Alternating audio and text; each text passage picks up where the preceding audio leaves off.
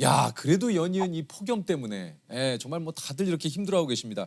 이게 이제 서울이 9일, 제주가 17일간 열대야. 예, 그리고 이제 강릉에서는 초열대야. 요즘 요런 초가 붙는 좀 많이 생겼어. 많이 봤던 것 같아요. 예. 그죠, 어느 그죠. 때보다. 예. 아마 앞으로 더 자주 더 많이 보게 되겠죠. 아. 그래서 아까 모두에 말씀하신 것처럼 과학자들이 뭐라고 하냐면 99%에서 100%의 확률을 가지고 이야기하는데 우리 인생에서 올해가 그래도 가장 시원한 해가 아닐까 이렇게 아마 회상하게 될 수도 있다는 거죠. 교수님 이거 어떡합니까? 올해 제일 덥다고 지금 난리 네. 뭐 이제 세상이 이렇게 시끄러운데 이게 제일 시원한 여름이었다로 기억되면은 이거 앞으로의 여름은 어떻게 된다는 얘기예요? 얼마 전에 세계 기상기구에서 이제 작년 지구 전체 기후 상태에 대한 보고서를 발표했는데요. 네. 이미 전 지구 평균 온도가 산업화 이전 온도, 우리가 산업화 이전 온도라 그랬을 때는 1850년에서 그렇죠. 1900년 사이 평균 온도를 이야기하는데 이미 1.15도가 올랐어요. 근데 1.15도 별로 그렇게 크게 네, 안 그게, 느껴지잖아요. 체감적으로는 생각보다는 많이 안 올랐네? 아, 이럴 예. 수 있는데. 근데 왜냐면 이게 우리 몸에 예를 들면 1도의 온도 변화가 있었다, 체온에. 어떨 것 같으세요? 미열이 생겨도 굉장히 우리가 그렇죠. 몸에 예, 열이 있다. 그러니까 그럴 때 우리 몸 상태가 다르죠, 정상일 때와. 그러니까 지금도 마찬가지예요. 그래서 그로 인해서 발생하는 게 기후 변화예요. 그러니까 네. 극단적인 기상 현상이 나타나는 거죠. 비가 오더라도 너무 많이 오고 그러니까 한꺼번에 그냥 예, 폭우가 쏟아지고. 쏟아지고 또 홍수가 발생하고 그래요. 파키스탄 같은 경우에도 사실 국토의 3분의 1 이상이 잠겼고요. 1,700명 정도가 사망을 했습니다. 또 우박이 내리지 않는 기간에 막 내리게 되고 네. 그리고 더워도 너무 덥고 또 그렇다고 해서 춥지 않으냐? 그렇지 않아요. 추워도 너무 추운 한파를 또 우리가 경험하게 되죠. 그리고 그거에 따라서 지표면의 평균 온도가 올라가니까 건조해지잖아요. 막 증발을 맞아요. 많이 하니까. 얼마나 메말랐는지 거북이 등껍질처럼 이렇게 쩍쩍 갈라져 있습니다. 그러면 어떻게 되느냐? 불이 발생을 해도 더 빠르게 번지는 거죠. 확산 면적도 넓어지고. 지금 얘기를 들어보니까 캐나다에서 5월에 생긴 불이 아직도 지금 다 진압이 안 네. 됐다고. 당국이 진화에 총력을 기울이고 있지만 불길은 쉽사리 잡히지 않고 있습니다. 뉴욕은 도시 전체가 옅은 오렌지빛으로 보여서 마치 화성 같다는 얘기까지 나오고 있습니다. 하와이 마우이 섬에 현지 시간 9일 대형 산불이 덮쳤습니다. 허리케인이 키운 산불이 급속도로 번졌습니다. 전국 각지에서 산불이 발생한 가운데 야간에도 진화 작업이 계속되고 있습니다. 근데 이게 또 악순환을 만들어냅니다. 왜냐하면 불에 타버리게 되면은 그 나무에 있던 탄소가 다시 이산화탄소가 돼서 배출이 되고요. 또 그만큼 나무가 많이 사라지니까 대기 중에 CO2를 흡수하는 그런 저장고 역할을 하는 나무가 그만큼 줄어든다는 거죠.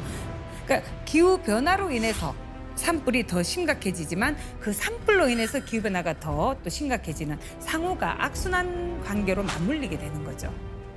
교수님께서 지금 얘기를 해주셨지만 사실 지구 온난화에 대한 얘기는 제가 뭐 초등학교 때부터 들었던 얘기거든요. 맞아요. 예. 요새는 사실 지구 온난화라는 표현이 부족하다고 이야기해요. 최근에는 어떻게 예. 표현하냐? 영어로는 글로벌 워밍이라 그랬거든요. 지구 예. 온난화. 그러더니 글로벌 히팅이라고 가열화라고 부르더니 요새는 글로벌 보일링이라고 불러요. 보일링, 끓고 있다. 끓고 있다. 열탕이 되고 있다는 거죠.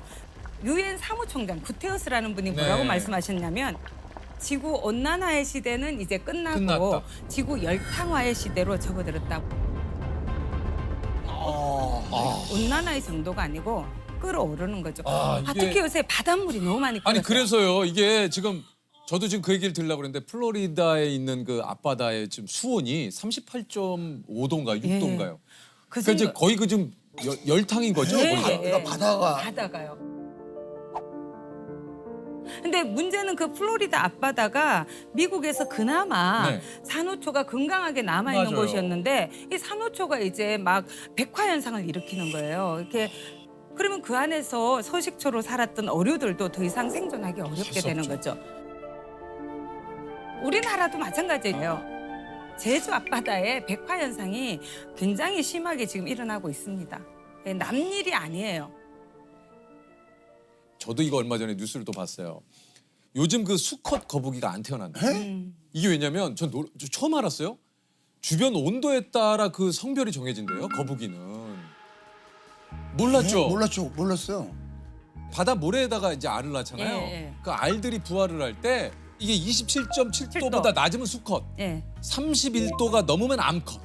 그래서 요 비가 이제 딱 맞았는데 지금 어느 순간 이게 이제 해수면 온도라든가 이 지구의 온도가 높아지면서 지금 거의 99%가 암컷. 지난 4년간 수컷 거북이가 탄생하지 않았다고. 다 그렇죠. 그 수컷이 없대요. 와, 나 이거 몰랐어. 거북이가 그렇다네. 그렇게 되면 결국에는 거북이는 멸종될 수 있죠. 없어지겠네요. 예, 멸종이 될 수가 있죠. 생물 종들이 지금 사라지고 있는 게 되게 많습니다. 온도 변화 때문에. 아, 이거 참 진짜 이 말씀해 주신 대로 지구가 지금 몸살을 앓고 있다라는 게. 근데 막 사람들이 이렇게 표현하잖아요. 지구가 망하고 있다. 막 이렇게 하는데 사실 지구는 제가 생각할 때 그냥 있을 것 같아요. 지구가 뭐 부서져서 없어지지 않는 한 중요한 건 거기에 어떤 생명체가 살 건가, 그게 인간이 있을 건가, 또 죄 없는 그 많은 생물 종들이 인간 때문에 살지 못하고 사라지는 그런 문제가 있는 거겠죠. 도대체 당뇨가 어떤 병인가? 네. 이게 말 그대로 우리의 있다. 소변에 당이 있다 그런 예, 얘기입니까? 정확합니다. 그러니까 소변에 당이 있는데 소변에 당이 있으려면은 혈액 중에 포도당 농도가 올라가 있어야 돼요. 그래서 정상보다 높으면 소변으로 빠져나오게 되는데 그래서 당뇨병이라고 이렇게 부르고요. 기원 5세기경에 인도에 화타와 편작이라고 불리는 의사들이 있어요. 유명한 네네네. 사람이.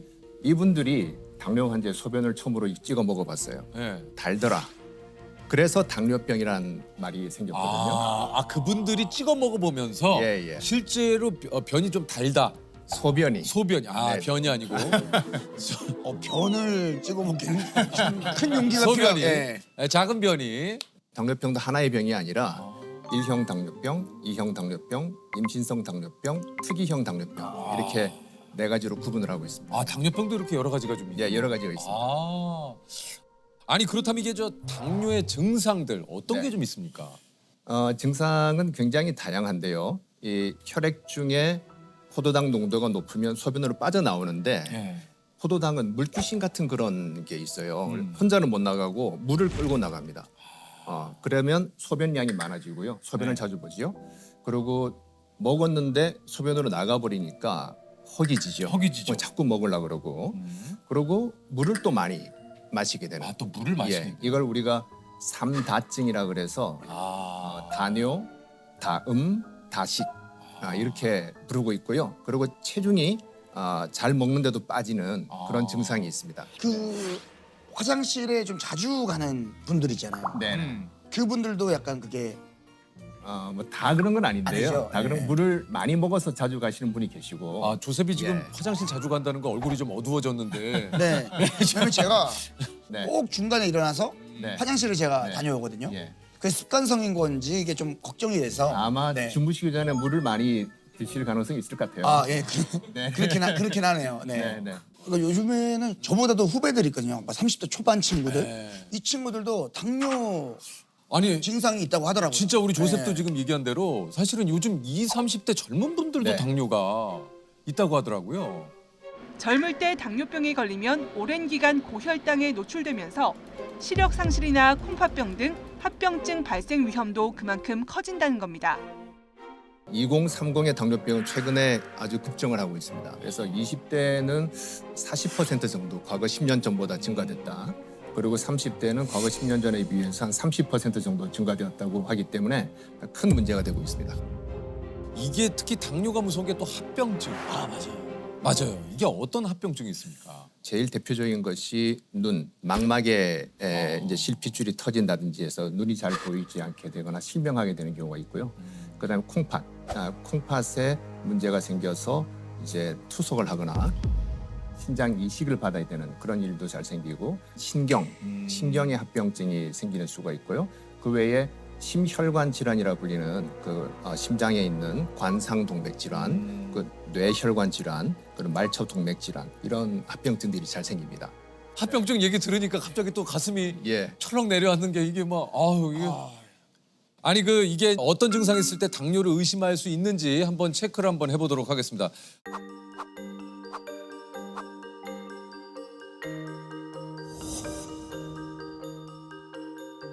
한번 우리 보시는 시청자 여러분들께서도 한번 같이 한번 체크를 한번 해보시죠. 예, 일단 첫 번째로 아까 선생님도 얘기하셨지만 이제 목이 자주 마른다. 예. 두 번째 항상 나른하고 의욕이 없다. 예. 세 번째 많이 먹어도 공복감이 생긴다. 그러니까 이게 계속 허기진다는 얘기죠. 네, 맞습니다. 그리고 네 번째 잘 먹어도 살이 빠진다. 그러니까 굉장히 많이 먹는데도 살이 빠진다. 네. 예. 그다음에 소변을 자주 본다. 몸에 부스럼이 생긴다. 눈이 침침하다. 아무 증상이 없다. 어이?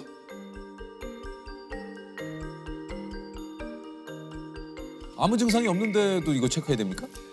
건강 검진을 많이 받으시거든요. 특히 우리나라에서는. 그렇죠. 그래서 검사 결과 혈당이 높다라고 해서 찾아오시는 분들이 대부분입니다. 네. 아무 증상 없이 오시는 분들이 더 많습니다. 네. 당뇨가 유전이다. 예, 이런 얘기가 또 있지 않습니까? 이게 이제 네. 우리 부모님이 당뇨라 난 좀 조심해야 돼. 이런 얘기들도 좀 주변에서 많이 하시고. 어떻습니까? 이게 100% 유전입니까? 우리 당뇨병 중에서 제일 많은 거는 2형 당뇨병인데 2형 당뇨병 같은 경우는 부모님 한쪽이 당뇨병이 있으면 내가 당뇨에 걸릴 위험이 2배가 증가가 돼요. 그리고 두 분이 다 당뇨가 있으면 거의 한 4배 정도까지 증가될 수 있기 때문에 유전적인 성향은 강하다라고 말할 수 있고요. 하지만 조선시대나 지금이나 우리 유전자는 크게 변하지 않았어요. 네. 과거에도 당뇨병 관계된 유전자가 있었는데 당뇨가 없었기 때문에 환경적인 요인이 강하다.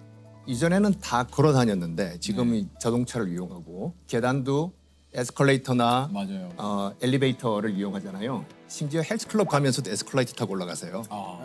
네, 그런 건물이 그렇기 있죠. 때문에 확실히 당뇨는 팔자가 아니라는 거죠. 환경적 요인이 강하고 권총의 비율을 든다면 우리가 당뇨병 유전자를 가지고 있는 사람은 총알이 장전이 돼 있는 사람이에요. 당뇨병 유전자가 없는 사람은 그 총알이 장전이 안 돼 있고 하지만 방아쇠를 당기는 거는 본인입니다. 그러니까 식이 요인 그리고 운동을 잘 안 하게 되는 그런 생활 습관에 따라서 그 방아쇠를 당기는지 아니느냐가 결정되기 때문에 우리가 뭐 집안에 당뇨병이 있다고 해서 너무 실망하지 마시고 잘 노력하시면 방아쇠를 안 당길 수가 있는 거죠. 코로나19 확산으로 활동량이 줄고 배달 음식 등 기름진 음식 섭취가 늘어나며 비만 인구가 늘어난 게 큰 영향을 미친 것으로 보입니다. 그러니까 이제 당뇨와 또 비만의 또 좀 이 연관성 네. 어떻습니까?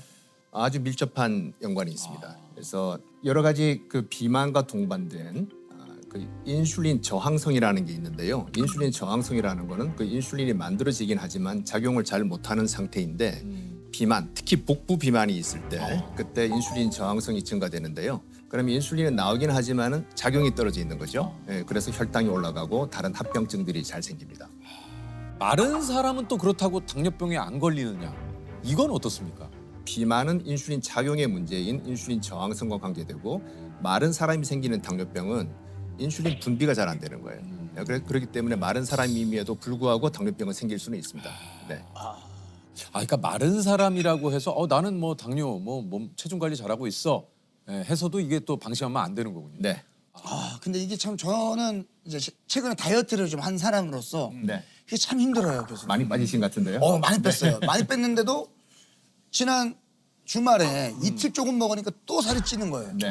그러니까 이게 또 조셉이 여기가 살짝 좀 올라왔네요. 살짝. 예. 약간 1.5kg 정도가 그 조셉 여기가 싹 올라왔어요. 싹 올라왔어요. 이게 정말 힘들어요. 예. 유지하는 게 너무 힘들어요. 유지하는 게. 왜냐면 또 뭐가 힘드냐면 그냥 지나가면 되는데 야 너 살쪘지 또 그래. 그렇지 스트레스지. 예. 이러고만 해서 살쪘지. 그러면 이제 스트레스예요. 그럼 또 가서 이제 운동하고 다이어트 후에 그 요요를 좀 막는 방법도 네. 있습니까? 살을 빼게 되면 신진대사가 떨어지기 때문에 운동을 하셔야 돼요. 네. 왜냐하면 적게 먹어서 체중이 빠지면 우리 몸은 어떻게 느끼냐면 큰일 났다. 이제 지금부터는 나는 절전 모드로 들어가겠어. 이렇게 되거든요. 그러면 조금만 먹어도 이제 살이 찌게 되죠. 네. 그렇기 때문에 그 절전 모드에서 탈피하기 위해서는 운동을 하셔야 돼요. 네, 그런 부분이 굉장히 중요합니다. 그러니까 무조건 다이어트에서 요요를 막기 위해서는 좀 적당한 운동을 해야 된다. 운동을 해주셔야 돼요. 예.